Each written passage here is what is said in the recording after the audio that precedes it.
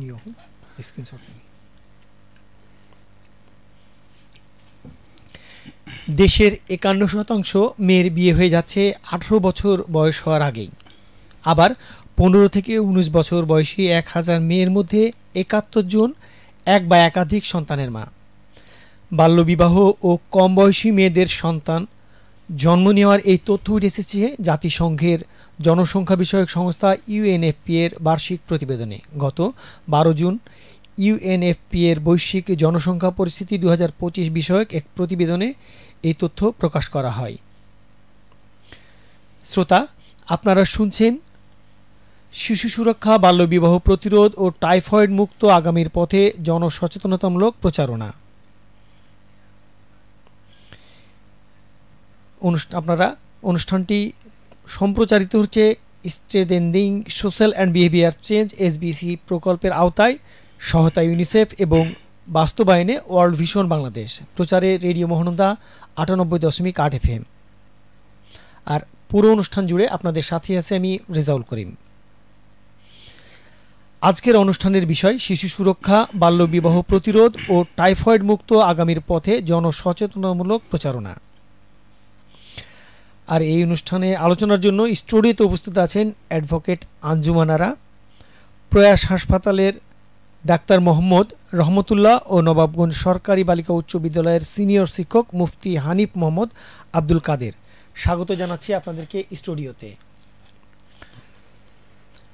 আর আমাদের এই অনুষ্ঠানে চাঁপাইনবাবগঞ্জের টাইফয়েড টিকাদান কর্মসূচি বিষয়ক একটি ভিডিও ক্লিপ দিয়েছেন সিভিল সার্জন অফিসের মেডিকেল অফিসার কোঅর্ডিনেটর ডাক্তার ইনজামামুল হক। আমরা অনুষ্ঠান জুড়ে আপনাদের সাথে থাকবো। আর নিশ্চয়ই আপনারা আপনাদের যে কোনো প্রশ্নের জন্য আমাদেরকে কমেন্টস করতে পারেন। কমেন্টস করার জন্য www.facebook.com/rm98.8 এইখানে আমাদের যে লাইভ অনুষ্ঠানটি চলছে সেখানে আপনারা আপনাদের আজকের যে বিষয় অর্থাৎ শিশু সুরক্ষা, বাল্যবিবাহ প্রতিরোধ ও টাইফয়েড মুক্ত আগামীর পথে জনসচেতনতামূলক যে প্রচারণাটি আজকে চালাচ্ছি সেইখানে আপনারা আপনাদের মতামত জানাতে পারেন। আমি প্রথমেই চলে যাব অ্যাডভোকেট আঞ্জুমান আর আপনার কাছে। যেহেতু আমরা আজকে বাল্য বিয়ে নিয়ে কথা বলছি, যেহেতু আপনি দীর্ঘদিন এই যে আইন পেশার সাথে সম্পৃক্ত আছেন, আইনের অ্যাডভোকেটের জায়গায় আছেন, আপনি দেখেছেন যে বাল্য বিয়ের বিভিন্ন ধরনের সমস্যার সম্মুখীন হয়। আসলে বাল্য বিয়ে বলতে আমরা কি বুঝি, এর আইন সম্পর্কে একটু আপনার কাছ থেকেই আমরা শুরুতেই জানতে চাইছি। ধন্যবাদ। বাল্য বিয়ে বলতে আমরা বুঝি, আগে আমরা জেনে নিই যে সঠিক বয়সটা সরকার কর্তৃক নির্ধারিত 18 বছর মেয়ের বয়স হবে এবং 21 বছর ছেলের বয়স হবে। সেই ক্ষেত্রে 21 এবং 18 বছরের নিচেই যাদের বিয়ে হবে তাদেরকেই আমরা ধরে নিই যে বাল্য বিয়ে। এবং বাল্য বিয়ে যে ইফেক্ট, সেই ইফেক্ট অবশ্যই আমাদেরকে দূরীকরণ করতে হবে। প্রথমত তার পরিবারে যদি মা বাবা বা যারা আছেন তাদেরকে সচেতন হতে হবে। অর্থাৎ নারীর ক্ষমতায়নটা এখানে ভীষণভাবে জরুরি। যদি নারীর ক্ষমতায়নটা জরুরি বুঝতে পারে ওই পরিবার, তাহলে অবশ্যই তার কন্যা সন্তানকে স্কুলে পাঠাবে। যারা গুরুজন আছে বাসায়, বাবা, শ্বশুর, আদার্স যারা আছেন, তারা অবশ্যই যে আমার বৌমা পড়াশোনা করে আজকে আমাদের এই সংসারের হাল ধরেছে, কাজে এই যে কন্যা সন্তান হওয়া মানে যে এটা একটা বোঝা, সে বোঝা হিসাবে না নিয়ে তাকে রত্ন হিসাবে নিতে হবে এবং সেই রত্নকে রত্ন হিসাবেই অর্থাৎ ছেলের সমতুল্য করেই গড়ে তুলতে হবে। আজকাল দেখা যায় যে ছেলের তুলনায় মেয়ে মানুষ করা অনেক সুবিধা আছে, অনেক অ্যাক্টিভ, অনেক মনোযোগী, ছেলের তুলনায়। ছেলেকে যতখানি শ্রম দিতে হয়, মেয়েকে ততখানি শ্রম দিতে হয় না।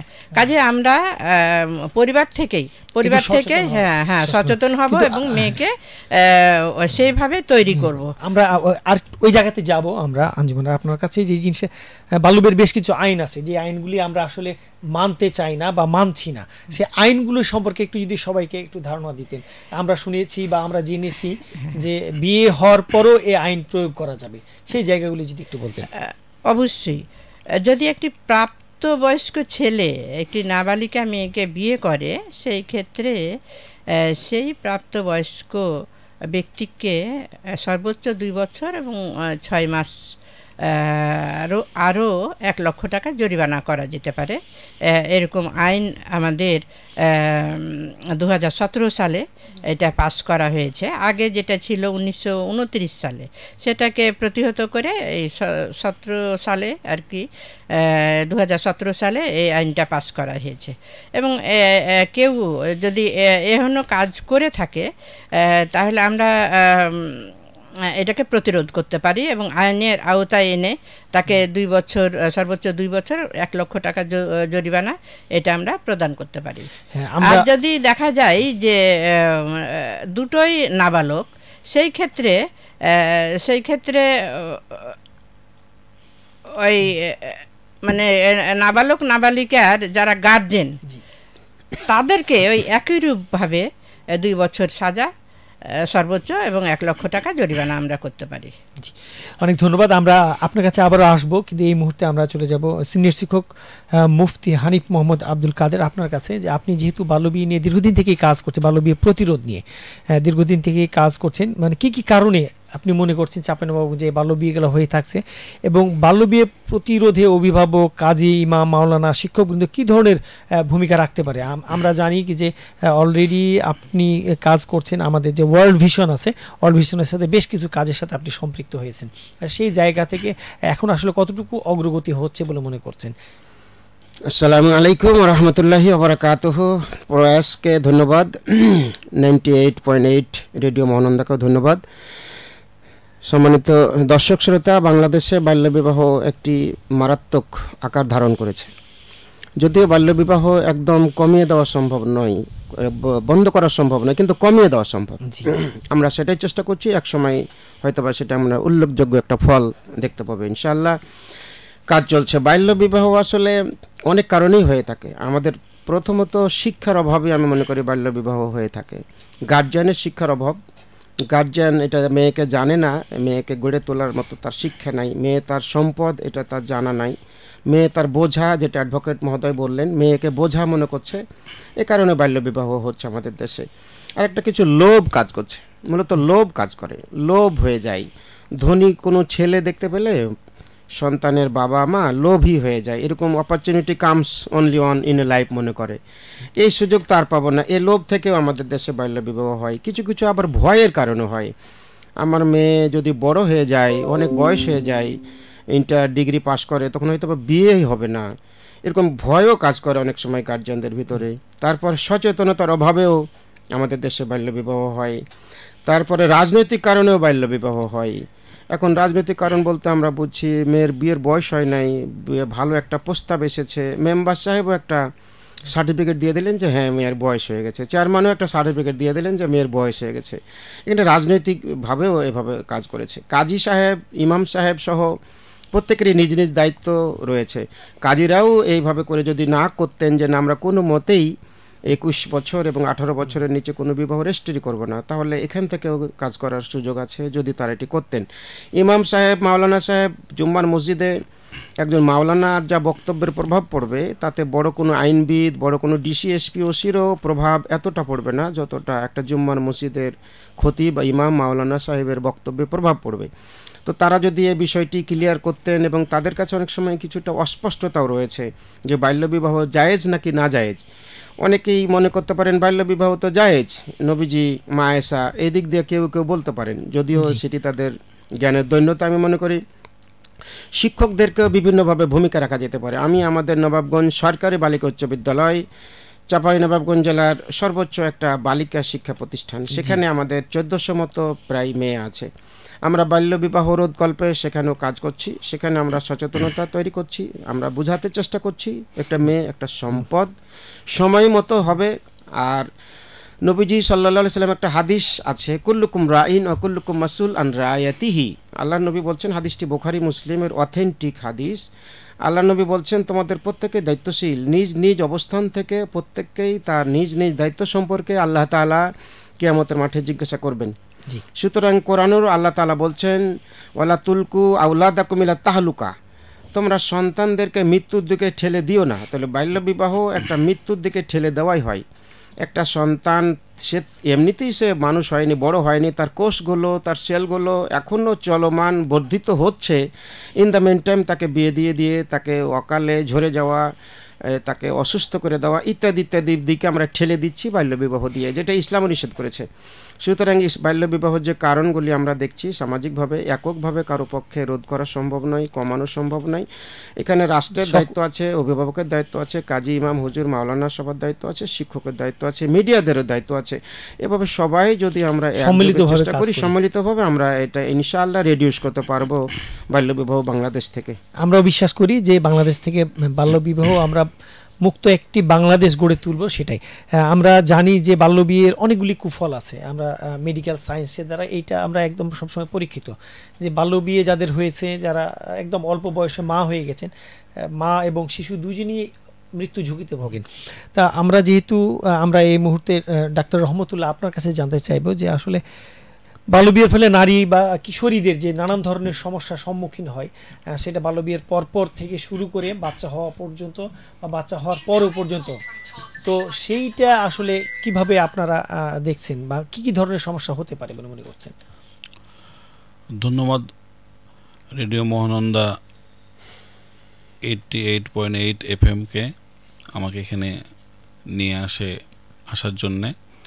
এখানে আজকে আলোচনার বিষয় হচ্ছে যে বাল্যবিবাহ রোধ এবং টাইফয়েড টিকা ক্যাম্পেইনের কর্মসূচিকে প্রসারিত করার জন্যে।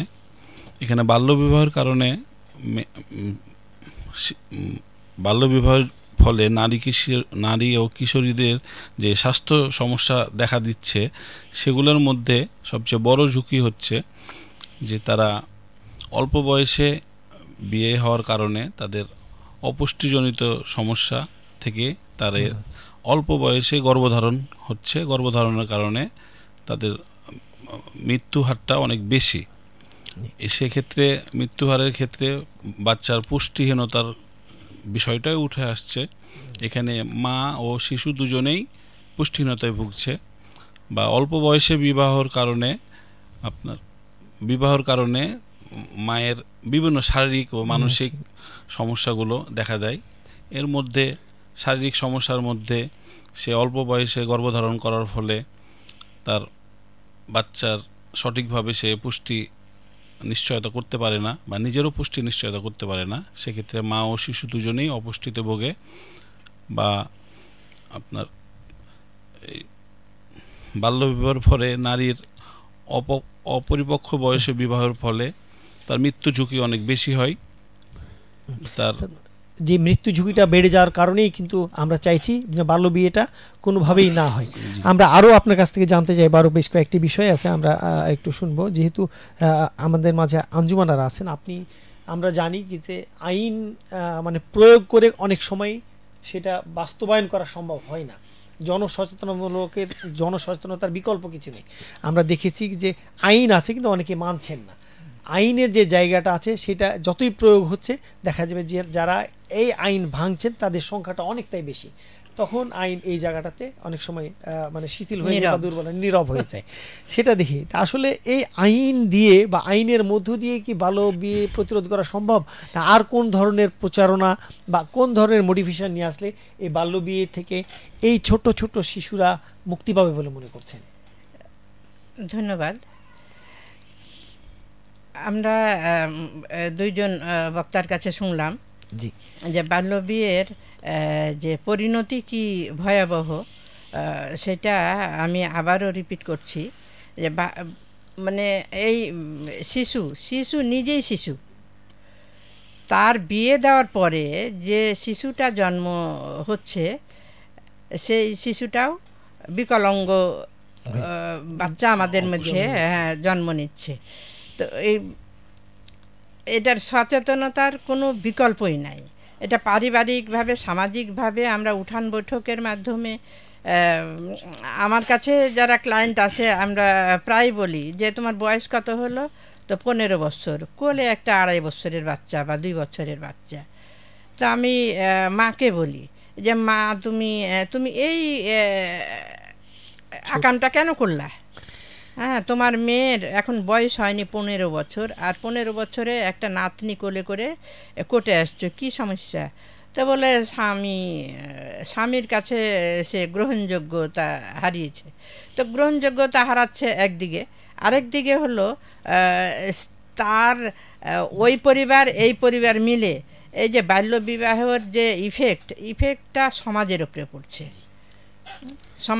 পড়ছে, তথা সেই নারী এবং নারী এখন বলছি যে মেয়েটা যেহেতু বাচ্চার মা হয়ে গেছে, সেই শিশু এবং শিশুর বাচ্চা সহ আমাদের সমাজে যে খারাপ একটা প্রভাব পড়ছে, ইম্প্যাক্ট পড়ছে, সেটা খুবই দুঃখজনক। এটাকে অবশ্যই আমাদেরকে প্রতিহত করতে হবে। প্রতিহত না করা পর্যন্ত আমাদের এই যে আমরা এই যে কষ্টে ভুগছি, বা আমরা যে মহানন্দা 98.8 যে এই প্রোগ্রামটা হাতে নিয়েছে, যুগোপযোগী প্রোগ্রাম, এর আগেও এরকম প্রোগ্রাম একাধিক প্রোগ্রাম হয়েছে আমার জানা মতে, হয়তো বা সঠিক জায়গায় আমরা পৌঁছাতে পারছি না। আর আরেকটা জিনিস হলো যে এই যে বাল্য বিয়ের পেছনে যারা কলকাঠি নাড়ে, হ্যাঁ, যে বিদেশে আছে জামাই, হ্যাঁ, একটা 15, 16, 14 বছরের মেয়ে, একটা সুন্দরী মেয়ে, ফুটফুটে ব্রেনি মেয়ে, সে তার ভবিষ্যৎটাকে কিভাবে যে নষ্ট করছে এই বিদেশি একটা ছেলে জামাই। এই ধরনের জামাই আর পাওয়াই যাবে না। আমি অনেক সময়, আমি নিজে ব্যক্তিগতভাবে অনেক সময় বলেছি, আরে এরকম স্বামী অনেক পাবি, এরকম জামাই অনেক পাবি, মানে হ্যাঁ, নিজের ফিউচারটা আগে গড়। তুই 8 পাস কর, তুই 10 পাস কর, তোর পড়ার খরচ আমি দিব। অনেকেই আমি পড়ার খরচ দিয়েছি, কিন্তু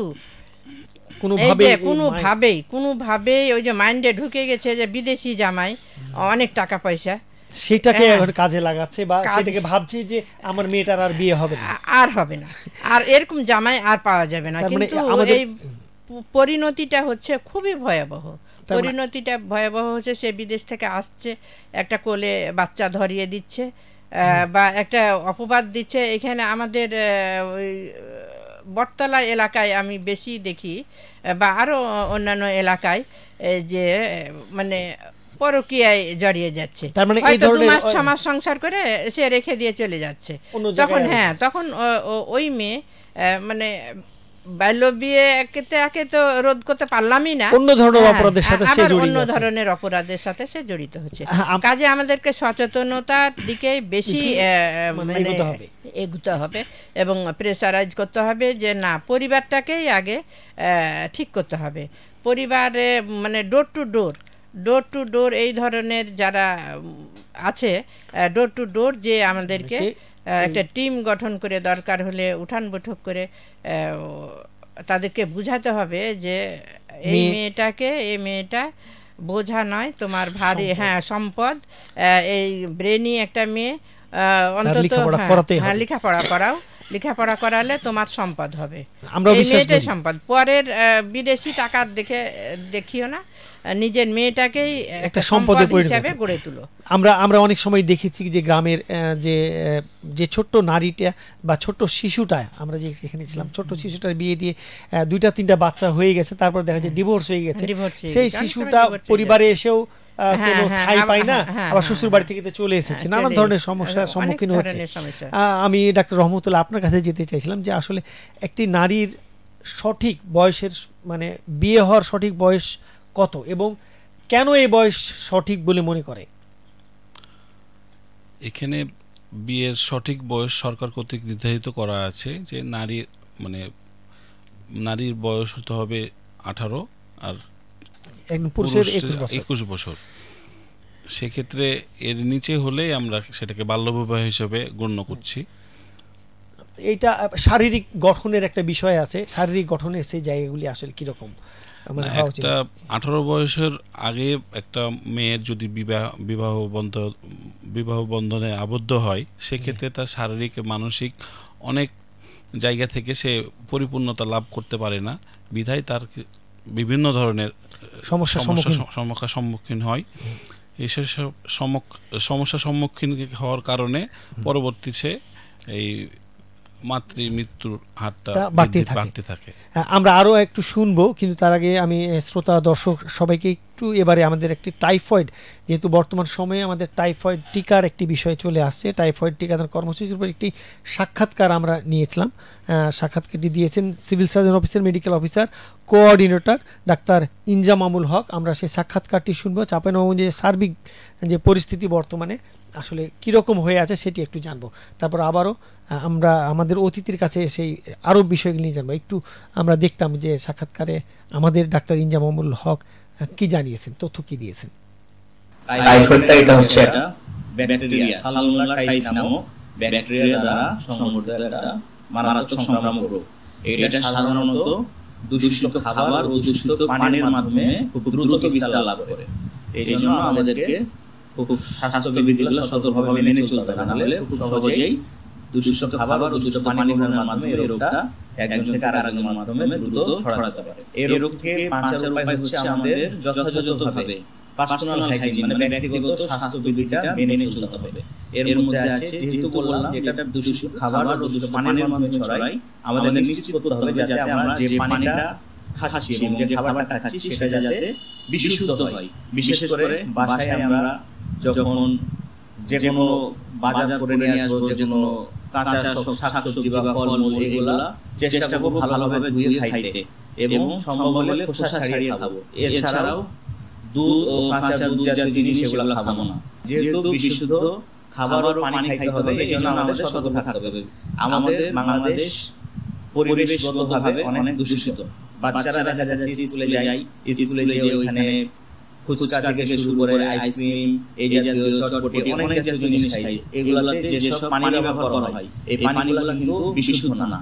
আবার দেখা যাচ্ছে যে টয়লেটের লাইনের সাথে বাসা বাড়িতে যেসব পানির কানেকশন আছে, এখানেও দেখা যাচ্ছে যে টয়লেটে জীবাণু পানি বাসার সাথে খাবার পানি চলে আসছে। আমরা সরাসরি এইসব পানিগুলো করবো না, আমরা পানিটা অবশ্যই ফুটায়ে প্রয়োজন হলে ফার্মেসি থেকে ক্লোরিন ট্যাবলেট ব্যবহার করব, ভালোভাবে ফিল্টার করে বিশুদ্ধ পানি খাবো। শুধুমাত্র স্বাস্থ্যবিধি মেনে চলার মাধ্যমে এই রোগ থেকে প্রতিকার পাওয়া সম্ভব। আর আপনারা এর মধ্যে জানেন যে সরকার যেহেতু বাংলাদেশে অনেক সংক্রমণ বেড়ে যাচ্ছে টাইফয়েড, এই জন্য টিসিবি ক্যাম্পেইন চলছে। অবশ্যই আমরা যেসব বাচ্চার বয়স 270 দিন মানে 9 মাস থেকে 14 বছর 11 মাস 364 দিন পর্যন্ত, তাদের সবাইকে আমরা এই ক্যাম্পেইনের আওতাভুক্ত করে সবাইকে এক ডোজ টিসিবি ক্যাম্পেইনের টিসিবি ভ্যাকসিন দিব। এর মাধ্যমেও আমরা এই রোগ থেকে প্রতিরোধ পেতে পারি। আমাদের চাঁপাইনবাবগঞ্জ জেলায় মোট লক্ষ্যমাত্রা হচ্ছে 4,97,153 জন বাচ্চা। এটা স্কুলের বাচ্চা এবং কমিউনিটিতে যারা আছে, এটা স্বাস্থ্যকর্মীর মাধ্যমে এটা তালিকাটা করা হয়েছে। তো এখন পর্যন্ত গতকাল 27শে অক্টোবর 2025 পর্যন্ত আমাদের লক্ষ্যমাত্রা ছিল 2,72,307 জন বাচ্চা। সেখানে আমাদের অর্জন হয়েছে 2,51,697 জন, যা টার্গেটের বিপরীতে 92.43% অর্জন হয়েছে। ইতিমধ্যে মোট লক্ষ্যমাত্রার যা 50.627%। তো এখনও 10-12 দিন আমাদের হাতে আছে। আশা করছি যেসব বাচ্চা বাকি আছে, আমরা তো আমাদের কার্যক্রম পুরোদমে চালিয়ে যাচ্ছি। অভিভাবক এবং স্কুলের আশেপাশে যারা শিক্ষক আছেন, সবারই কাছে, শিক্ষক সহ সমাজের যারা দায়িত্বশীল ব্যক্তি আছেন, সবারই কাছে অনুরোধ যে আপনারা বাচ্চাদেরকে দ্রুত আশেপাশে যেখানে টিকাদান চলছে সেখানে পাঠান এবং আমাদের লক্ষ্যমাত্রা অর্জনে সহযোগিতা করুন। আমাদের জায়গা থেকে আমরা পুরোদমে কার্যক্রম চালিয়ে যাচ্ছি। আশা করি আমাদের নির্ধারিত লক্ষ্যমাত্রা ইতিমধ্যে আমরা অর্জন করতে পারবো।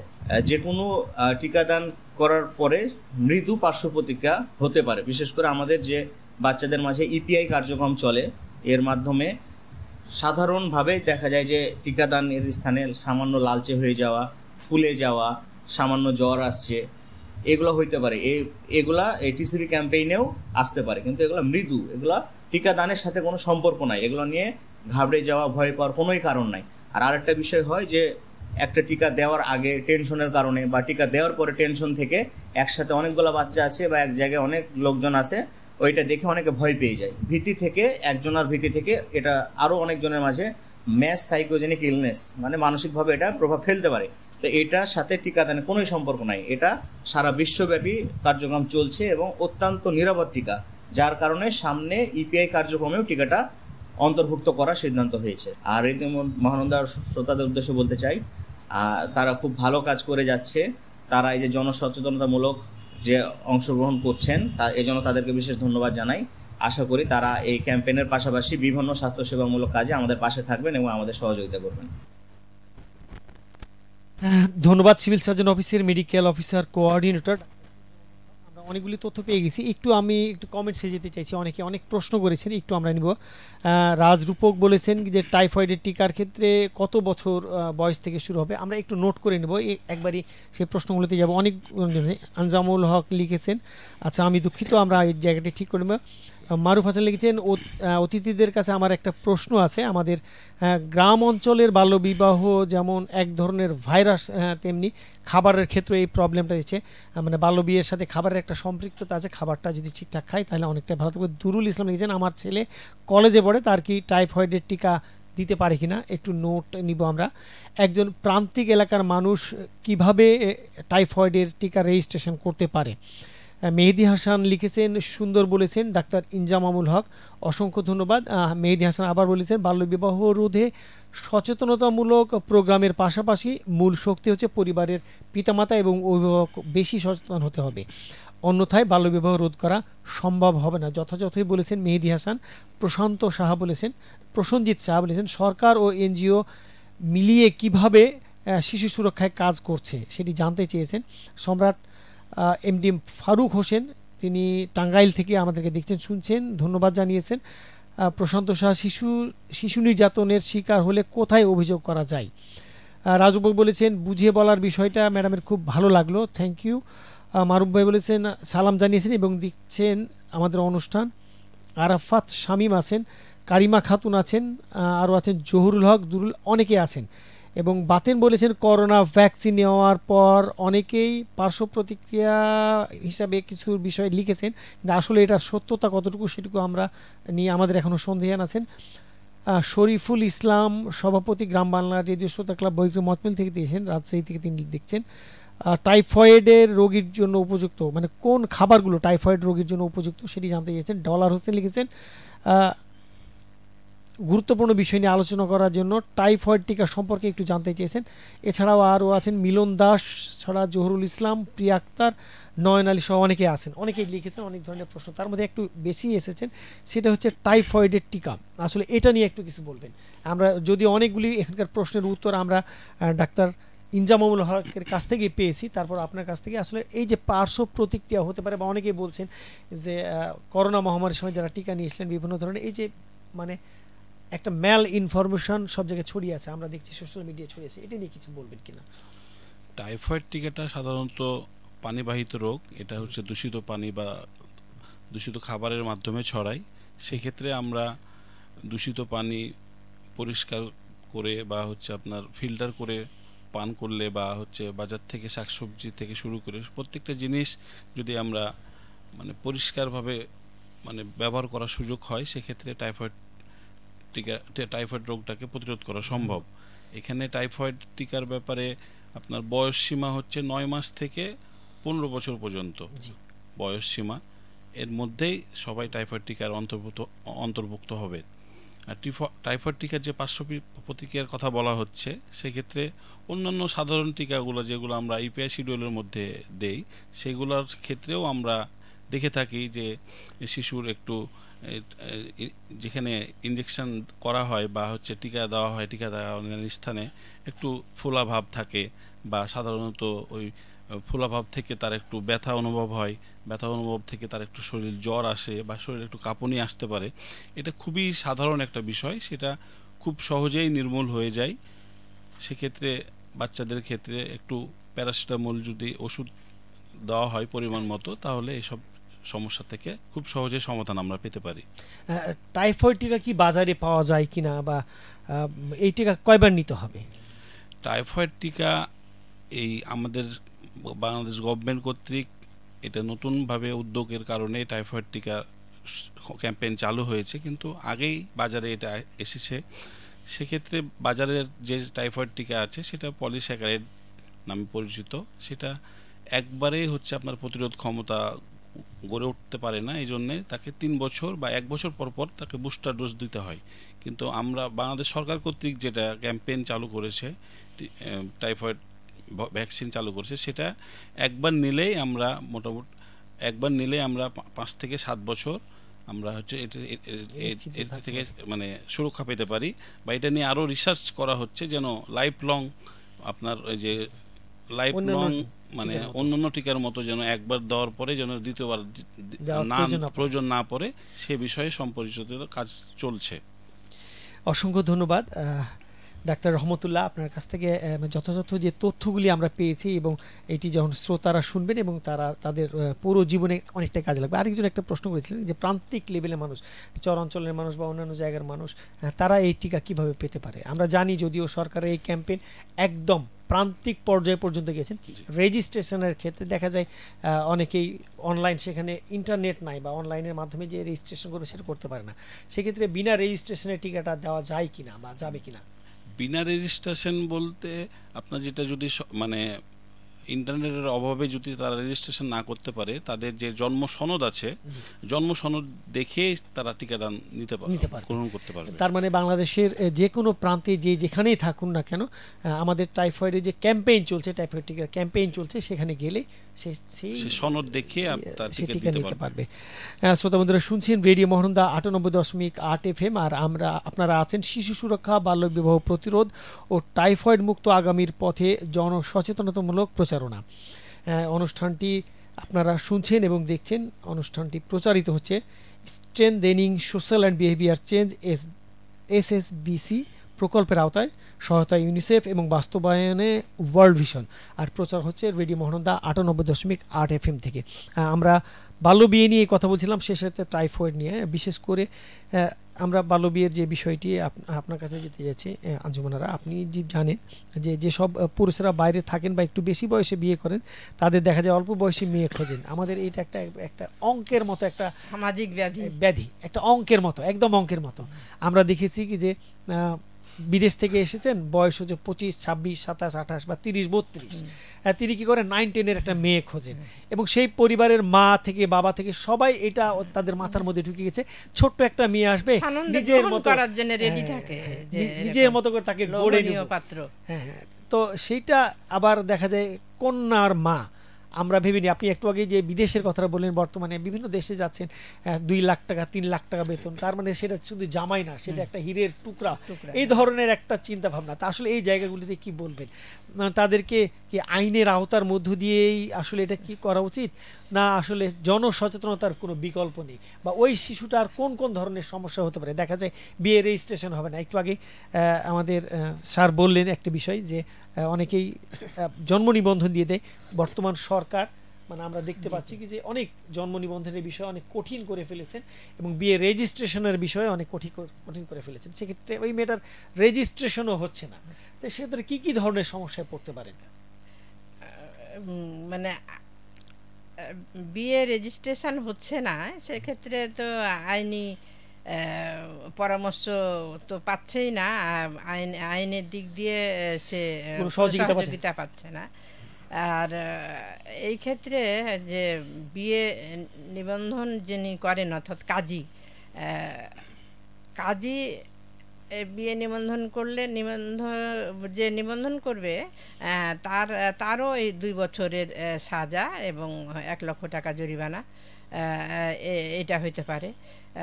মানে আছে, আইনে আছে, আমাদের 2017 সালে আইনে এই সাজাটা আছে। কিন্তু এখানে দেখা যায় যে চেয়ারম্যান সাহেব একটা প্রত্যয়নপত্র দিয়ে দিচ্ছেন যে বয়স এত, এটা জন্ম নিবন্ধনের কোনো তোয়াক্কাই করে না।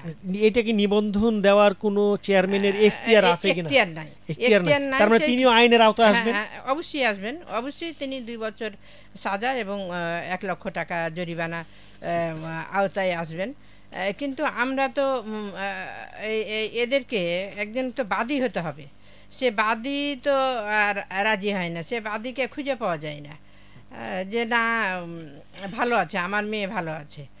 যদিও কেস করতে আসছে তখন বলছে যে চেয়ারম্যান সাহেব ওটা চেঞ্জ করে দিয়েছে, ওটা চেয়ে নিয়েছে। আর এই কয়দিন আগেই যে প্রত্যয়নপত্রটা দিয়েছিল শুধু মানে তার ও জানে যে 2,01,000 টাকা মোহরে বিয়ে হয়েছে, শুধু এটুকুই লিখে দিয়েছে, আর কিছুই জানে না। হ্যাঁ, আর কিছু লিখে দেয়, কয় তারিখ কি না কি ভালো মন্দ কোনো কিছুই লিখেনি।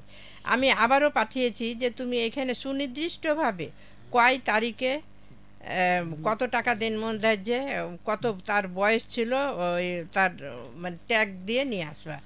তো এখন পর্যন্ত সে আসেনি। আমি ব্রাকের প্যানেল লয়ার, ব্রাক অনেক চেষ্টা করছে তৃণমূলে যে বাল্যবিয়ে প্রতিরোধে বন্ধ করার জন্য, এসব কেস ওরা নেই না। আমরা নিষেধ করে দিয়েছি এবং তারাও নেয় না, নীতিগতভাবেই নেয় না। যে আমরা যদি বাল্য বিয়ের এটা যখন দেখা যায় যে বাচ্চা নিয়ে দিনের পর দিন, তখন সে সাবালক হয়ে গেছে, হয়তো 18-19 বছর হয়েছে, তখন একটা 5-6 বছরের বাচ্চা নিয়ে অসহায়, তো সেই ক্ষেত্রে ব্রাক করে। শুধু ব্রাক নয়, আমাদের চাঁপাইনবাবগঞ্জে অনেকে আইনি সহযোগিতা দেয়, কিন্তু তার জীবনটা তো শেষ হয়ে গেল। সেটাই আমরা দেখতে পাচ্ছি যে ওয়ার্ল্ড ভিশন সহ ইউনিসেফ বিভিন্ন ধরনের কার্যক্রমগুলি করছে বাল্য বিয়ে বন্ধের জন্য। বাংলাদেশের বিকল্প নেই, সেটাই আমরা বিশ্বাস করি। সামাজিক ব্যাধি হয়ে দাঁড়িয়েছে, এটা সচেতনতার কোনো বিকল্পই নাই। তো আমি আরেকটু তথ্য দিতে চাই। বাংলাদেশ পরিসংখ্যান ব্যুরো BBS এর সর্বশেষ প্রতিবেদন বাংলাদেশের যে স্যাম্পল ভাইটাল স্ট্যাটিস্টিক্স যে 2023 অনুযায়ী 15 বছর বয়স হওয়ার আগে 8.25% মেয়ের কিন্তু বিয়ে হয়ে যাচ্ছে। 2020 সালে 18 বছর আগে বিয়ের হার ছিল 31.3%, 2022 সালে ছিল 40.85% এবং 2023 সালে বেড়ে দাঁড়িয়েছে 41.6%। বাল্যবিবাহের সবচেয়ে বেশি পরিস্থিতি দেখা গেছে রাজশাহী বিভাগে, অর্থাৎ আমাদের যে চাঁপাইনবাবগঞ্জে, এই বিভাগে 18 বছরের আগে 54.38% নারীর বিয়ে হয়। তো আমরা মানে এই যে মানে আমাদের প্রতিনিয়ত কমবে কি আবার বাড়তে শুরু করেছে, বিশেষ করে করোনার সময় বা তারপরে। তো এইটা নিয়ে আরেকটু কথা বলবো। আমি মুফতি আপনার কাছে যেতে চাইছিলাম স্যার, আপনি যে বিষয়গুলি আরেকটু আপনার কাছ থেকে জানতে চাইছিলাম। হ্যাঁ জি, আলহামদুলিল্লাহ। Islam is the complete code of life. জি, ইসলাম যদি একটা পূর্ণাঙ্গ জীবন ব্যবস্থা হয়ে থাকে, এবং তাহলে ইসলাম এ ব্যাপারে অবশ্যই খেয়াল রেখেছে। আল্লাহ তাআলার একটি কথা যদি মনে রাখি, ওয়ালা তামনুন তাস্তাকসির, মোটা অঙ্কের টাকার কারণে বিয়ে হয়ে যাচ্ছে, অথচ আল্লাহ বলছেন তোমরা টাকার জন্য লোভী হয়েও না। তো মুসলিম হয়েও আমাদের 93% মুসলিম এই দেশে, তারপরে লোভ হয়ে যাচ্ছে, কোরআনের আয়াত অমান্য হচ্ছে। নবীজি আরেকটা বলেছিলেন, বিয়ের ক্ষেত্রে বয়স 6টা কুফু থাকতে হয়, ইকুয়ালিটি থাকতে হয়। তো তার মধ্যে একটা বয়সের ইকুয়ালিটি থাকতে হবে স্বামী এবং স্ত্রীর ভিতরে। এখানে আপনার এই প্রশ্নটা আমরা দেখছি ইকুয়ালিটি ছাড়াই কোথায় কয় বছরের ডিফারেন্স, 10-15 বছর ডিফারেন্স হয়ে যাচ্ছে। অথচ ইসলাম কিন্তু কুফুর কথা বলেছিল যে উভয়ের ভিতরে একটা সমতা থাকতে হবে। তো ইসলামের এই বিধান দুইটি যদি আমরা মানতাম, আর্থিক লোভ না করতাম, রিজির মালিক আল্লাহ এটা যদি বিশ্বাস করতাম, এই স্বামীটাই আমার শেষ সুযোগ করিয়াই থাকে, অনেক টাকা বেতন, এগুলি না ভেবে আমরা যদি আল্লাহর উপরে ভরসা করতাম এবং মেয়েটাকে সঠিকভাবে গড়ে তুলতাম, তাহলে মনে হয় বেশি ভালো হতো। তার কপালে রিজিক তো সে খাবেই। সুতরাং আমরা মনে করি বিবাহের ক্ষেত্রে ইসলামিক আইন শাস্ত্রে 6টি কুফু রয়েছে, ইকুয়ালিটি রয়েছে, সেগুলি যদি আমরা খেয়াল করি তাহলে। আরও একটি খুবই দুঃখজনক সংবাদ, যে বাংলাদেশে বিশেষ করে চাঁপাইনবাবগঞ্জে একটা বাবা মার একটা সন্তান, একক সন্তান, যেটা বাবা মার একটা সন্তান যাদের, এদের বিয়ে 98% হয়ে যায় 15 বছরের আগে। তো এইটি খুবই কঠিন, মানে ঝোপ বুঝে কোপ মারার মতো মনে হচ্ছে যে বাবা মা মনে করলো কোরিয়ান জামাই পেলাম, ঝোপ বুঝে কোপটা মারলাম। মানে এইভাবে করে একটা বাবা মার একটা মাত্র কন্যা যারা, তার 98% বিয়ে হয়ে যায় 15 বছরের আগে, যেটি আমাদের জন্য খুবই খারাপ সংবাদ।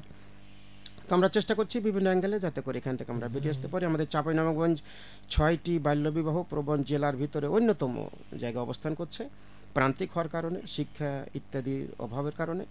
আমরা চেষ্টা চালাচ্ছি ইনশাআল্লাহ, এবং রেডিও মহানন্দার সহযোগিতায়, আমরা প্রয়াসের সহযোগিতায় আমরা পারবো ইনশাআল্লাহ বাংলাদেশ থেকে এটিকে কমিয়ে দিতে ইনশাআল্লাহ। ইসলামিক সচেতনতা এখানে আমরা মনে করি বড় কাজ। আইন আছে, আইনের প্রয়োগ নাই, আইন অনেক জায়গায় প্রয়োগ করা যায় না, আইনের কাছেই তো আসছে না, আইন কিভাবে তাদেরকে প্রয়োগ করা যাবে। এই জন্য প্রান্তিক পর্যায়গুলি ঘটে যাচ্ছে। এই জন্য এগুলি আমি মনে করি সব থেকে বড় ব্যাপার হলো সমাজ সচেতনতা এবং শিক্ষা। এই দুটি যদি আমরা এগাইতে পারতাম তাহলে ইনশাআল্লাহ অনেকটা আমাদের বাংলাদেশ থেকে বাল্য বিয়ের এই যে হারটা কমিয়ে আনতে সক্ষম হতো। হ্যাঁ, অসংখ্য ধন্যবাদ। আমরা দেখতে দেখতে অনুষ্ঠানের অনেক শেষ প্রান্তে চলে এসেছি। অনেকগুলি প্রশ্ন ছিল, অনেক বিষয় জানা ছিল। আমি একটু ডাক্তার আপনার কাছে যেতে রহমতুল্লাহ, আসলে টাইফয়েডে কোন কোন ধরনের একটু ভয়াবহতা সৃষ্টি হতে পারে?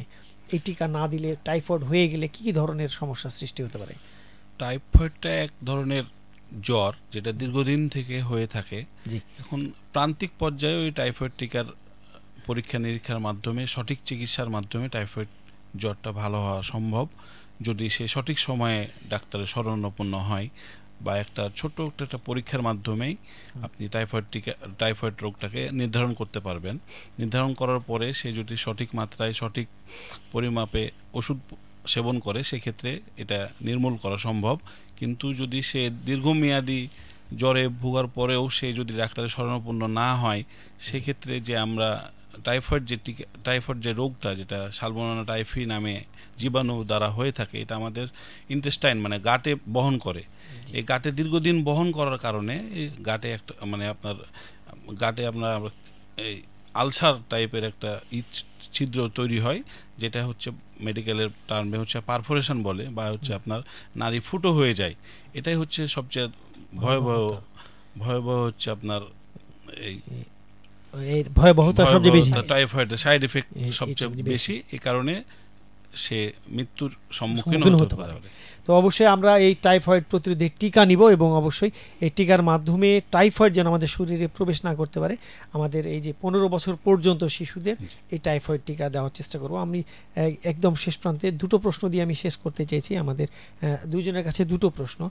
আমাদের শিক্ষক মুফতি হানিফ মোহাম্মদ আব্দুল কাদের, আপনার কাছে আমাদের চাঁপাইনবাবগঞ্জে ওয়ার্ল্ড ভিশন, ইউনিসেফ বাল্য বিয়ে প্রতিরোধের টক শো, গম্ভীরা সংলাপ, প্রশিক্ষণ সহ বিভিন্ন ধরনের অনুষ্ঠানের আয়োজন করছে। আর কি কি সচেতনতামূলক যে বার্তাগুলি প্রয়োজন সেটা করলে আরও ভালো হবে বলে মনে করছেন, বিশেষ করে ওয়ার্ল্ড ভিশনের এই কাজগুলি কি নিয়ে?